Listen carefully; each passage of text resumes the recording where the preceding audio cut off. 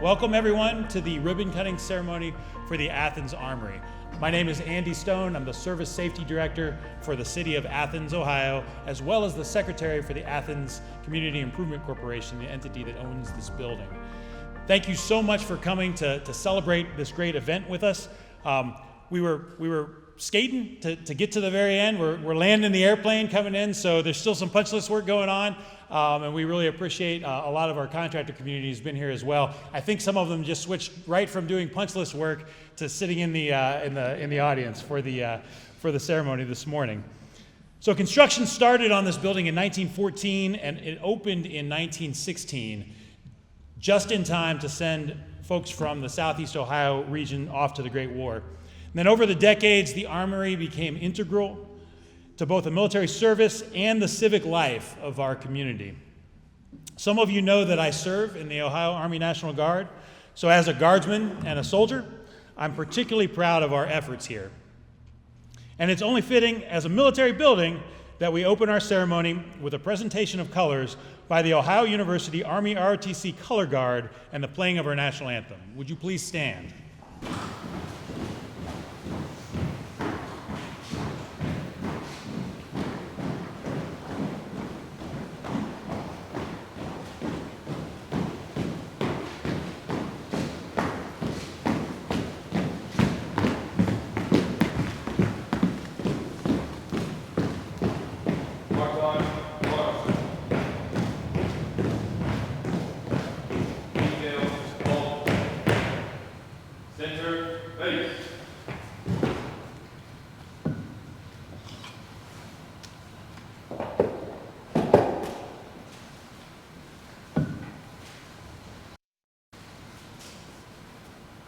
Present arms.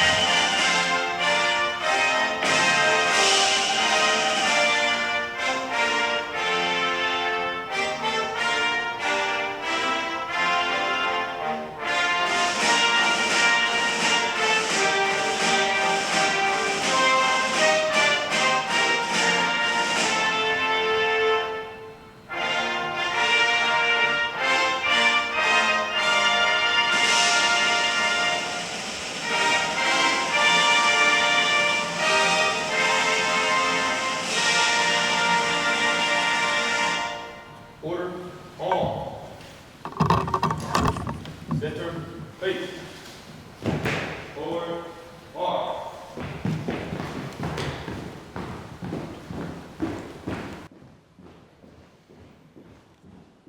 Thank you, gentlemen. Please take your seats.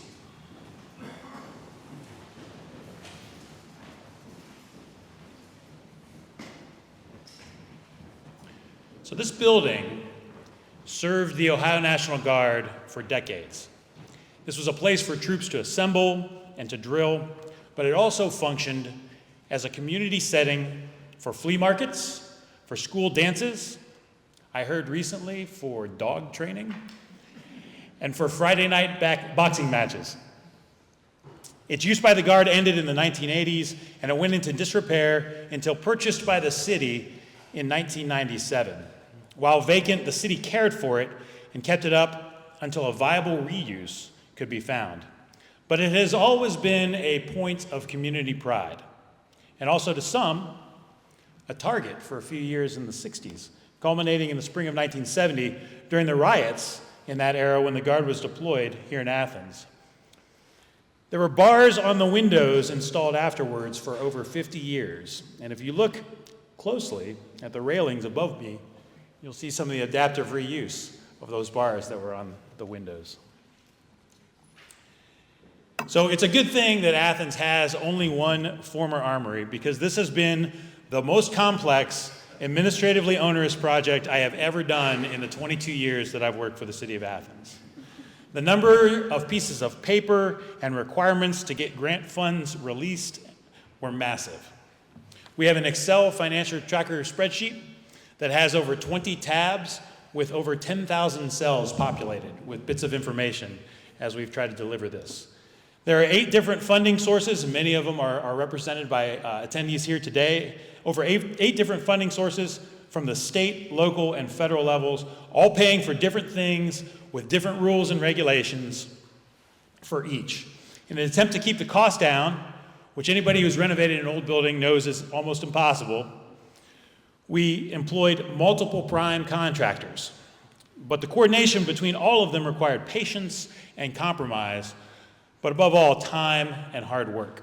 There are several key folks with the project team and the surrounding entities to thank, and I'm going to speak to a couple of those, and then I think the mayor is going to speak to some of the entities outside. So first of all, Colin Widows is the architect of record for RVC, and the historic preservation team and interiors from Schooley Caldwell. Jillian Jacks, Brian Morrison, Jimmy Stobert from the general contractor Pepper Construction, Ray Reynolds and Ryan Tevis from the prime mechanical contractor Air Claws, local company, Scott Fout from SF Restoration, who did much of the masonry work, Claire from AC Green for a lot of the iron work, and that's just a few of the prime contractors. And then, like I said, we had a host of subs that worked under them. So that's just a few of the folks that helped deliver this great project. And then there are some people from the area that were absolutely critical to delivering this, and specifically kind of part of the team. The end use. So some of you know, and some of you will walk in maybe later today for the public open house, that Blue Dot is a local nonprofit company that is going to operate this building on behalf of the Athens Community Improvement Corporation. And Blue Dot, the vision of Ben Lockman and Zach Rises from Blue Dot, as well as their director, Sadie Mead, who ultimately is the person who runs the building, and then certainly the board, which I think many of you that are here today, or many of the board members are here today, so thank you so much for coming. Also, another occupant of this building will be the Athens County Foundation. The Athens County Foundation has been looking for its permanent home, and I think this will be a great place in central Athens to serve as the permanent home for the Athens County Foundation that will be open after 4 p.m. on weekdays, and you can come whenever you want. So Carrie Pigman and the board, many of the board members from the Athens County Foundation are here, and thank you for your vision and support of this. Additionally, I talked briefly about the ACIC. So the ACIC, the Athens Community Improvement Corporation, is an entity that we established specifically for this project. Local governments can set up community improvement corporations to be an economic development instrument, and we thought we would need the flexibility that passing ownership of this building from the city that is somewhat constrained to a corporation would serve. But for all intents and purposes, the people that are on the board of the Athens Community Improvement Corporation are folks who also work, are elected officials for the City of Athens, and then a couple community members. And so the board for the Athens Community Corporation, thank you so much for your support and vision along the way. So I promised the mayor that I would get this project done for him, and I'm glad that I could, because I'm never doing something like this again. With this level of complexity, with the funding, as we move this program along. I'll take a quick point of privilege, though, to say something in particular, since we have so many state and federal representatives here as well. If you're waiting for a specific document or metric from me and the project team, I promise I'll get it to you. Just be patient with us. Local government leaders are in a knife fight every day as we try to deliver services to citizens at the point of execution. I might start my day with the intent to work on the administrative requirements of a particular grant, but then a truck overturns and blocks a street, or an apartment building catches on fire, or there's an officer-involved shooting, or the influent pumps at the wastewater plant fail. My priorities have to shift instantly, and any of those administrative work that I was planning to do on that day is out the window, and possibly for multiple days. And that's much the case with folks that work in local government, particularly small local government. So it's helpful to have the external support from the state and local level to let us get a project like this across the finish line. So as we're getting finished and we're getting our documents in, please extend us some grace. We all mean well, and we're trying to do best we can with the dollars that come our way. So to continue our program, I'd like to introduce Mayor Steve Patterson. Mayor Steve Patterson has lived in Athens since 1988, working as a professor at Ohio University until March of 2016 with his election as the mayor of Athens. Mayor Patterson served in the United States Air Force, active component, and the Air National Guard for over 20 years in both the enlisted and commissioned ranks, and retired as a major from the District of Columbia Air National Guard's 113th Fighter Wing. Mayor Patterson serves as the president of the National League of Cities. That's kind of a big deal. National League of Cities is a huge organization. Normally it's like the mayor of Chicago that's the mayor of, or the president of the National League of Cities. Not the mayor of Athens, Ohio, but nevertheless he is. He serves on the board of trustees for the Ohio Municipal League. He serves in the Mayor's Partnership for Progress. He's a member of the Global Parliament of Mayors, and just a host of other leadership panels across the state, nation, and internationally. Finally, Mayor Patterson and his wife, Dr. Connie Patterson, are the proud parents of beautiful twin daughters, Adelia and Alana. And now, ladies and gentlemen, the true visionary behind this amazing project, a leader for whom I will pick up my little knife and follow through the gates of hell, if need be, Mayor Steve Patterson.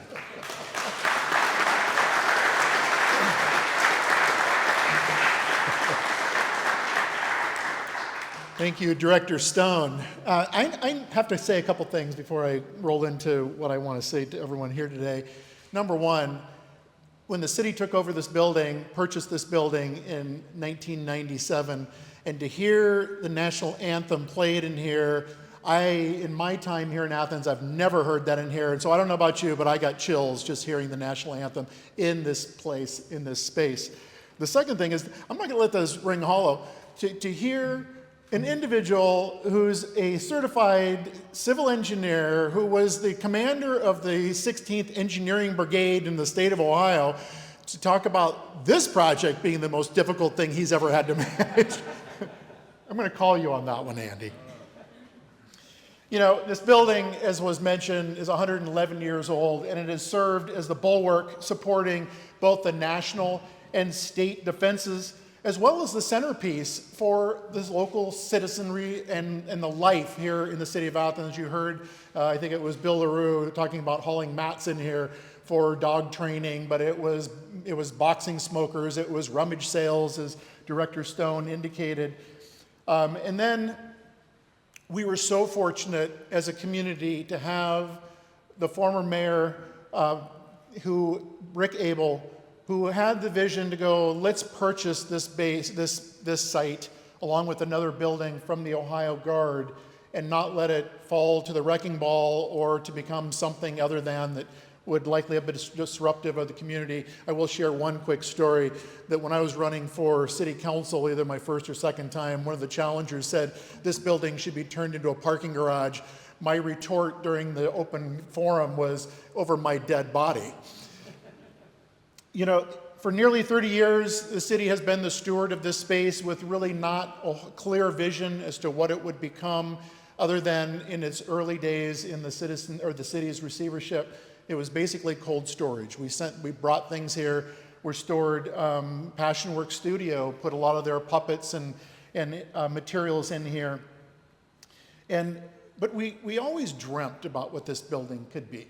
I moved here in 1998. And I remember as a newly minted professor at Ohio University, driving down Court Street and seeing this gem to me, thinking, what in the world is that building down there?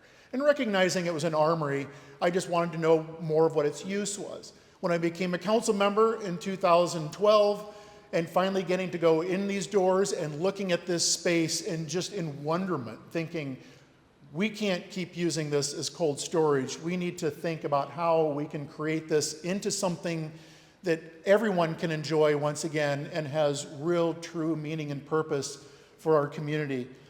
In that space right back there, that front office space, back in 2021, I believe it was, Zach Rises and Will Draybold of Sunday Creek Horizons stood back there with me, and the three of us kind of blue skied, and it was there that kind of the idea started morphing of what we came out of with the pandemic, of creating something that could be used as a co-work, share work space, something other than, it could be office spaces.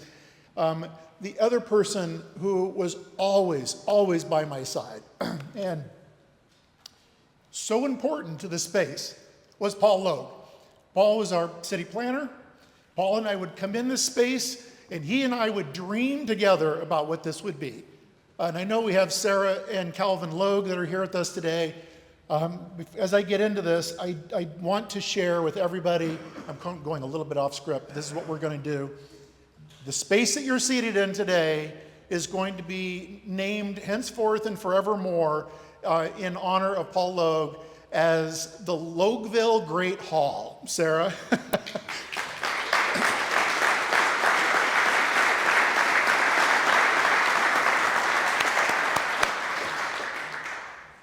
Some of you might be going, Logueville? Where the hell does that come from?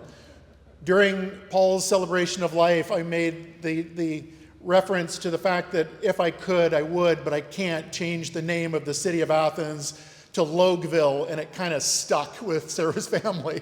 So Sarah, I hope that you're okay with that this become named Logueville in honor of Paul Logue.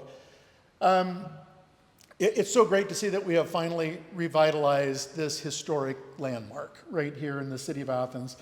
The space that we have that you're seated in, like I said, it has so much meaning to me. I believe that there's a lot of people in attendance that it certainly has a lot of meaning for you as well. But you know what?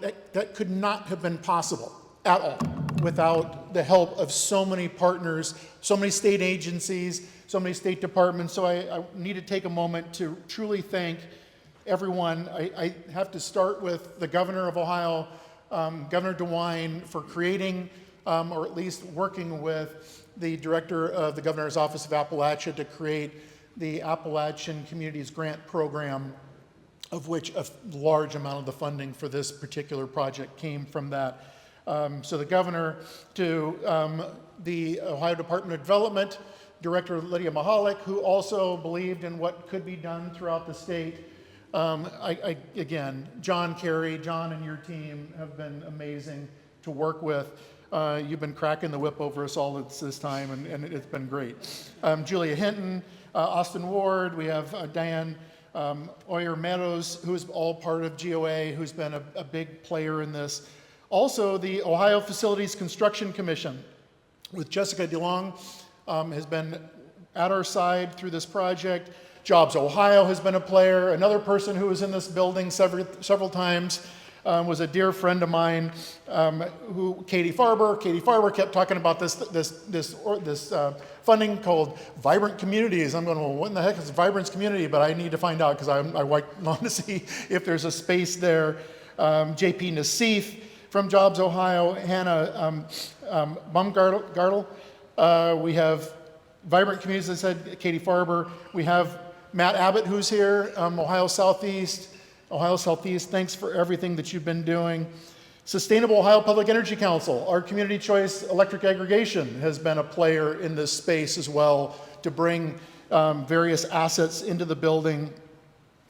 We have, again, I would be totally remiss not to recognize the person who started this off today with our Service Safety Director, Andy Stone. Just constantly in it, day in, day out, along with our Deputy Service Safety Director, Andrew Chicky, who's here with us today. Our auditor, Kathy Hecht. Our Deputy Auditor, Leanna Woods, who was constantly pulling her hair out because this is not easy work to do when you're managing so many different funding streams. Our Executive Assistant, Tanya Baker, has been at our side. I would truly be remiss not to say one of the other big supporters for this project was Athens City Council. City Council, as you know, is the legislators. They hold the purse strings, and for me to have to continually come back and go, I'm sorry, but we're going to need more money to really make this work in terms of getting our share. So City Council, thank you. I know we have President of Council in the back of the room, Sam Crowell. Thank you. And several council members are here. If you want to stand up real quick and be recognized. Thank you, City Council.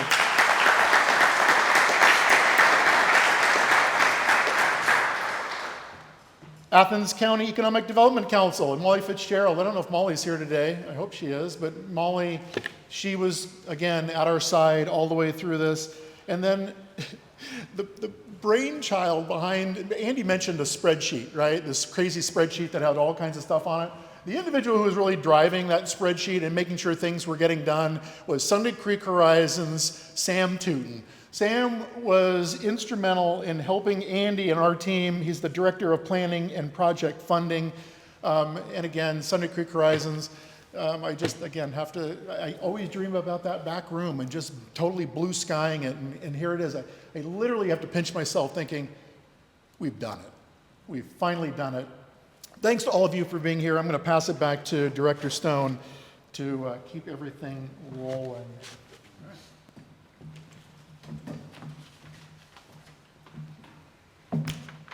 Clap for you.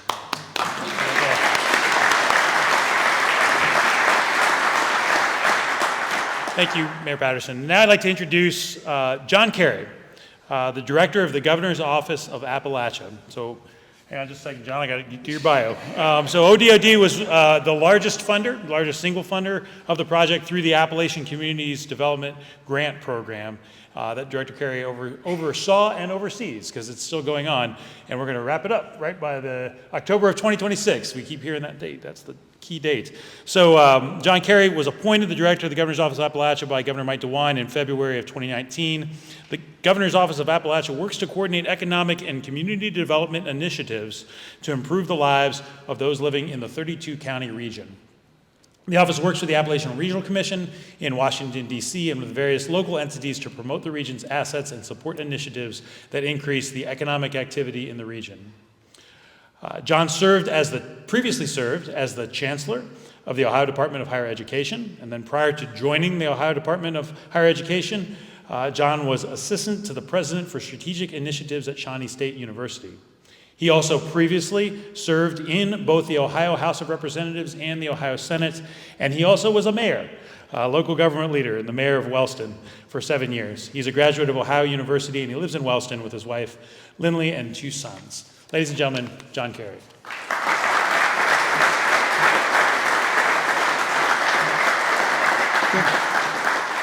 Thank you. It's a great honor. Thank you for the introduction, Director Stone. And he's been a great, I'm going to talk about him a little bit later, but he's been a great, congratulations to the mayor and the mayor's team. They've been great to work with. But I thought I would start the remarks because I'm here representing Governor DeWine. Bonnie Ward's also here with me representing the governor, and Director Mahalik. I know that they'll be excited to come back and when their schedule allows to see this great facility. But how did we get here as far as our part of the funding? I think every time I've talked to Andy, he's mentioned that he's had 8 funding partners, and this is the last time he's doing a project like this. So it's been a Herculean task. But Governor Wine met with some legislators from the region and said, I'd like to do something big for Appalachia. And he said, and they asked him, what were you thinking? And he said, well, $500 million to make transformational change in the region. And thankfully, our legislators, not only in the Appalachian region, but throughout the state, supported that. So we were governed by House Bill 377 and the American Rescue Plan Act funds. So we had a lot of guidance as far as how we can spend this money, and as Andy mentioned, it had to be spent by October 30th. So we put together the program when they told us we were going to have $500 million. Usually we have $6 million, so $500 million was a big jump. So the only way we could do it was all the partners that we have, like the City of Athens, administering these projects. There's no way that we would have the capacity to move these projects forward without that local capacity. And the governor wanted these projects to be locally driven. He didn't want us to score these projects or decide what each project was going to consist of. He wanted to be locally driven plans, and it was important to him that they really were transformational. So A lot of people ask us what transformational included, and it's kind of one of those things, well, we'll know it when we see it. So this project is transformational. When you think about the Armory, you think about the great history. It was a home of Athens block. I love the bricks outside as you walk in the door. And Athens block is throughout our whole area. I can go or walk in the cemetery, and where I live in Wellston, I can see Athens block, and that is repeated throughout our area. It became the Armory, and what more fitting mission for the Brigadier General Stone to have than to restore this Armory. It's already transformational with all the lives that have been touched here, all the service of the men and women that have served. And I'm so grateful that we're honoring that history, because what their service was transformational not only for Athens, but for our country and for the world. And now we're here to be transformational for the future. We're honoring the history, we're able to preserve the history, but now we're going to see a new future, which will include the Athens County Foundation, the Blue Dot co-working space, a vivid community space that everybody can enjoy. And instead of thinking, well, that was the past, it's now the future. So congratulations on the behalf of Governor DeWine, Director Mahalik. We're proud to be a part of this project. I was here for the construction start, and we all took a deep breath and thought, well, we got to get this done on time. So it's great to be here and enjoy this ribbon cutting. I also want to thank our federal partners. Senator Marino's office and Senator Easted's office is here. Our partners from the Ohio General Assembly.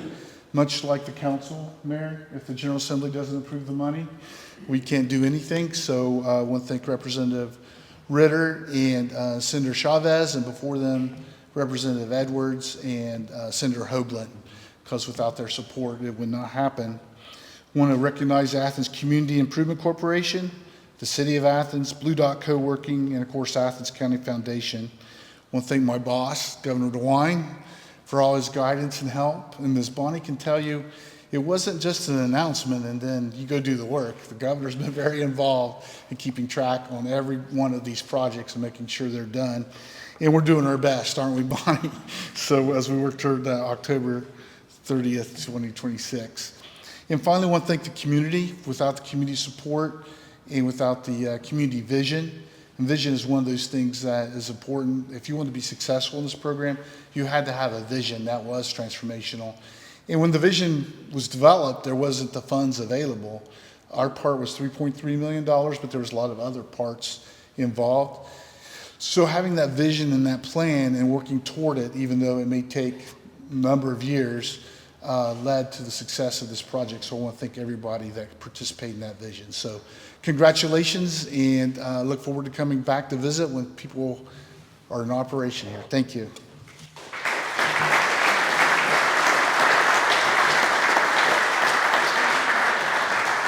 Thank you, Director Carey. And as a token of our appreciation to you, we have a pen that is made out of the original flooring from this building that was installed in 1914 by a local artisan. So thank you so much for your support. All right, Director Carey talked about the history of the building, and I think the next speaker certainly is emblematic of that. But one other note of a couple people to thank. You may have seen the displays as our Veterans Hall of Honor, and if you haven't, when you walked in, make a point to look at them before you go out. And Jess Sider from the Southeast Ohio History Center and Cyrus Moore did a lot of work to make sure that those got populated before this event happened. And then we have a partnership with them that will be a rotating, curated exhibit that will stay in there. And as this building will be open to the public, folks will be able to come in and see those rotating displays. Additionally, we've got some multimedia history as well with Brian Costco and Invisible Ground. There's a couple points around here, if you're familiar with the Invisible Ground project, where you can look through your phone and you can look at something the way it used to be. He has several different spots, both inside and outside of the building, that he's set up there. So it's part of our celebration of the history of the building. All right, the next speaker is Colonel John Stewart. Colonel John M. Stewart is a member of the Governor's Governor of Ohio's military staff as the Assistant Adjutant General for Army. Colonel Stewart brings over 36 years of combined military service, and including nearly 25 years as a commissioned officer in the Armor Branch. He received his commission in 1997 through the Ohio Army National Guard's Officer Candidate School. He has commanded at the platoon, company, battalion, and regimental levels. He deployed as commander of the 1st to the 145th Armored Regiment from 2019 to 2020 to Kuwait, Iraq, and Saudi Arabia in support of Operation Spartan Shield and Operation Inherent Resolve. Previous operational deployments include support of Operation Iraqi Freedom from 2003 to 2005, domestic support to Hurricane Katrina, relief efforts in New Orleans in 2005, and also to the multinational peacekeeping mission in Sinai, Egypt in 2008 and 9. Prior to commissioning, Colonel Stewart served as a military police soldier in both the regular Army and the Ohio Army National Guard. His service included duty at Fort Lewis, Washington, Kriegsfurt Army Depot, Germany, and in the 1993 Lucasville, Ohio prison riot. Colonel Stewart is a graduate of both the U.S. Army War College and Cleveland State University. Ladies and gentlemen, Colonel John Stewart.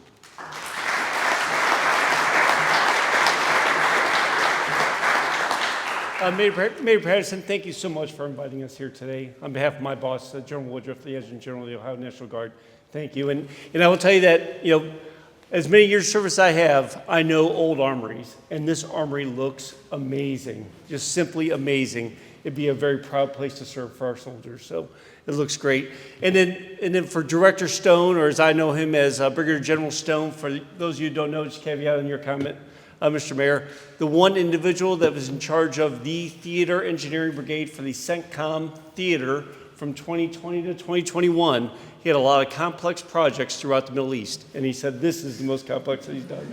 So, yeah, that's pretty amazing. Hey, it's an honor to stand here before you today as the Assistant Adjutant General of the Ohio Army National Guard to celebrate the dedication of this beautifully refurbished former armory, a building that holds a rich and deep significance for both the Ohio National Guard and the City of Athens. This building is much more than just brick and mortar. It's a symbol of service, sacrifice, and the enduring bond between the Ohio National Guard and the communities we serve. For decades, the Armory was a cornerstone of Athens, housing our units that stood ready to answer the call of duty, whether in times of war, natural disaster, or community need. The history of Ohio Army National Guard units occupying this armory is a testament to the values we hold dear: readiness, resilience, and service. Units stationed here have played critical roles in defending our nation, supporting our state, and protecting the citizens of Ohio. The Ohio National Guard presence in Athens began in the early 1900s with the establishment of local militias. This Athens Armory was constructed in the early 20th century as part of a statewide effort to provide training facilities for National Guard units. And during World War I, soldiers from Athens and surrounding areas were mobilized to serve in the American Expeditionary Forces. In World War II, Athens-based National Guard units were activated and deployed to support the war effort.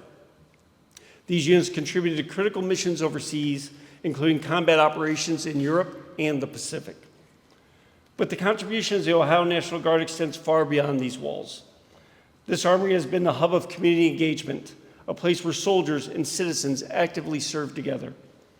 Whether responding to floods, severe storms, or other emergencies, the soldiers stationed here were always ready to assist Athens and the surrounding areas in time of need. Their actions have exemplified the National Guard's motto, always ready, always there. Ohio Army National Guard units proudly served in this armory until the building was transferred eventually to the city in 1997. Today, as we dedicate this refurbished building into a centerpiece of community engagement, we honor not only the history of those who served here, but also the future of this facility as a vital part of the Athens community. This building is now a bridge between the past and the future. It stands as a reminder of the sacrifices made by those who came before us and as a beacon of hope for what lies ahead. It is now a place where the community can gather, grow, and connect. To the people of Athens, thank you for your unwavering support to the Ohio National Guard. Your partnership and trust are essential to the mission of the Ohio National Guard. Together, we will continue to uphold the values of service, integrity, and excellence that define both the Ohio National Guard and the Athens community. As we dedicate this building today, let's remember the legacy of those who served here while we honor and celebrate the enduring bond between Ohio National Guard and the City of Athens. May this building continue to stand as a symbol of strength, unity, and service for generations to come. Ohio does stand ready. Thank you.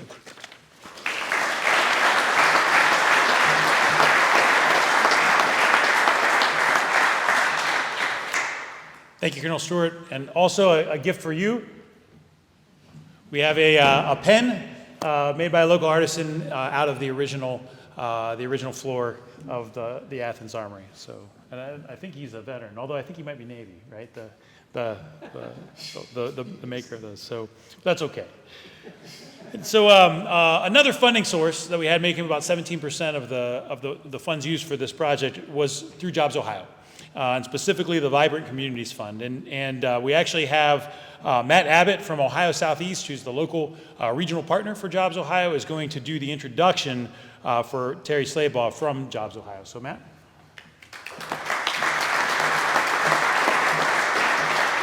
Thank you, Director Stone, Mayor. You know, it's great to be a part of this event and play a small piece and really a critical role that we have in the 25 counties we represent in Appalachia. And it's to make home better. And it's personal. In the 25 counties that we represent, we're a network partner to Jobs Ohio, and really seeing vision and execution intersect on a day like today. So congratulations to all the hard work. We're very excited to be a small piece of this, and what a tribute to the people that serve our country, that have served our country, and may God continue to bless those men and women at home and abroad. It's my pleasure to introduce Mr. Terry Slaybaugh. Terry is the Vice President for Sites and Infrastructure at Jobs Ohio. We also recruited him to be a part of the Ohio Southeast Board of Directors. And Terry is really just a go-getter and is passionate about the success, not only in Ohio, but in the 25 counties that we represent.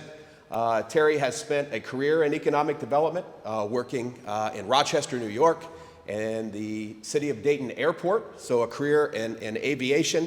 The first time I met Terry, I was a local economic development director in Zanesville, and worked weeks on a PowerPoint presentation to get some money to build a site, to acquire a site, to extend infrastructure, to extend roadways. Worked weeks on this PowerPoint. Within 3 slides, Terry said, "Matt, how much do you need? This is a good project. Let's make it happen." So those are the partners that we want representing us in Ohio and at Jobs Ohio, and hopefully our regional development agency was that for the City of Athens. So it's my pleasure to introduce Mr. Terry Slaybaugh.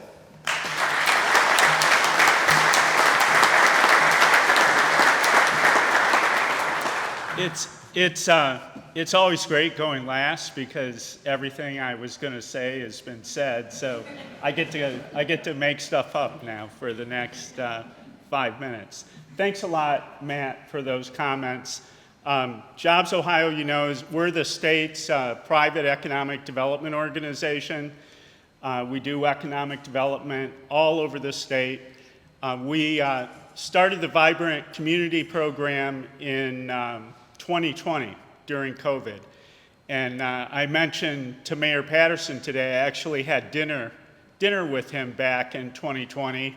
And I think you spent probably, not the entire dinner, but a good part of it talking about the Armory and the renovation that you wanted to do with this building. So I'm really excited.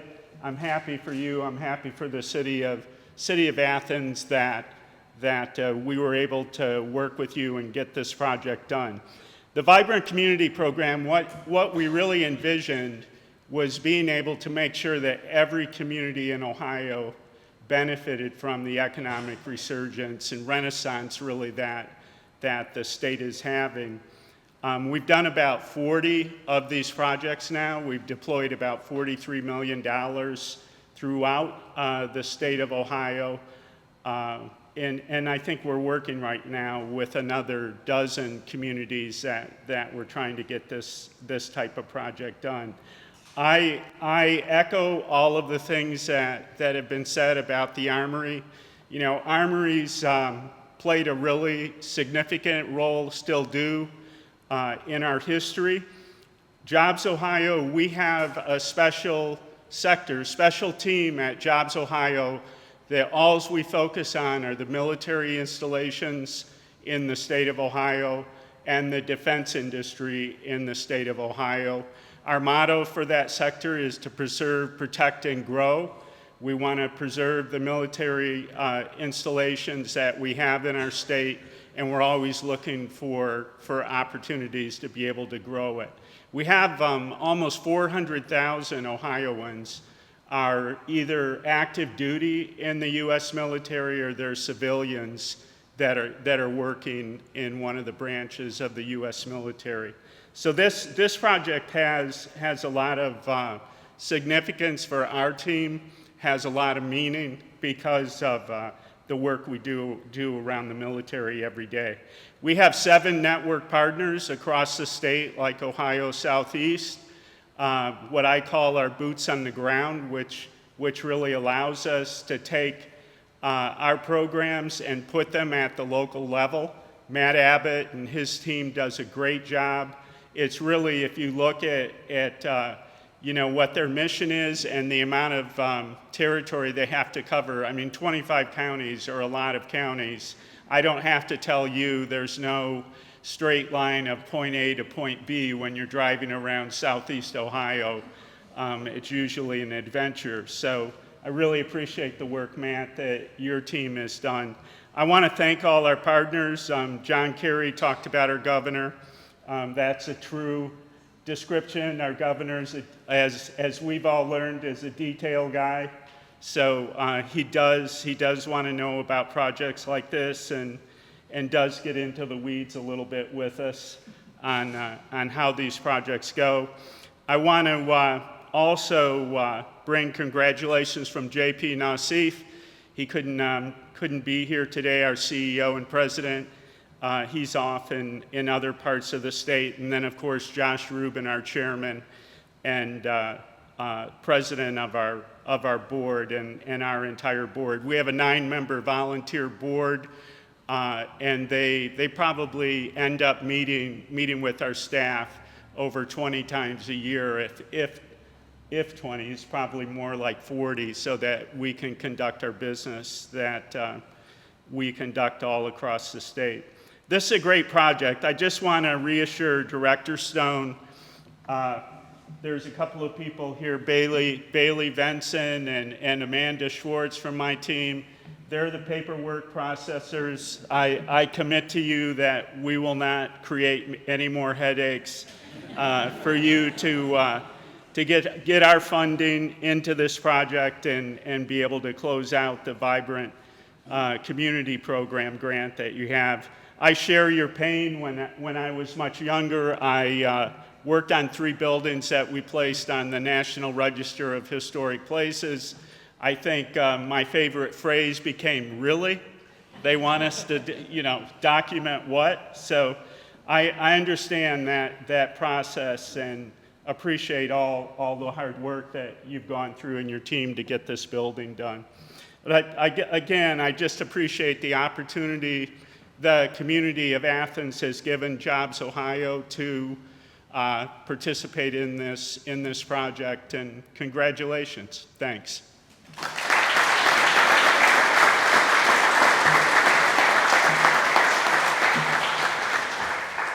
Thank you, sir. And for both of you gentlemen, we have a pen made out of the floor of the original Armory floor. And for each of you that got a pen today, those will cost $100,000 that you can deliver to this to help us get across the finish line with finishing the project. It's true.